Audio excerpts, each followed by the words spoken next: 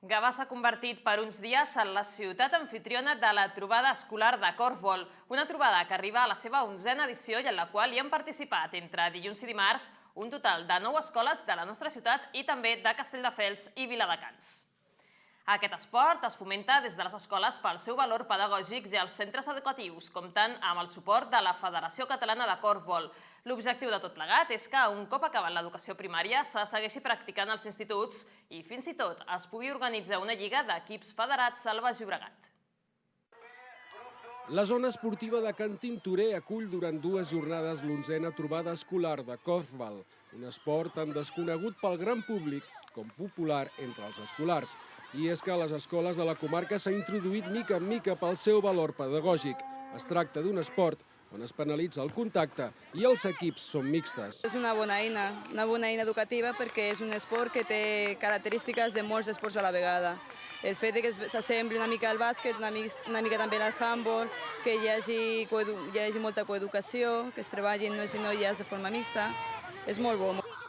A nivell pedagògic és molt interessant perquè, com ja sabeu, és l'únic esport que es juguen nens i nenes a la vegada i, clar, les nenes que a vegades estan en desavantatge perquè a vegades no toquen la pilota i no li passen, doncs aquí no tenen més remei els nens que passar-los-hi perquè han de jugar. És un grup de 8 jugadors que estan distribuïts 4 en cada quadrant i dintre del quadrant on estan els 4 jugadors hi ha 2 nois i 2 nenes. A Catalunya existeix una federació pròpia d'aquest esport que col·labora de manera activa en les escoles, els consells de l'esport, introduint el Korfball a les unitats didàctiques a les escoles de magisteri i l'INEF.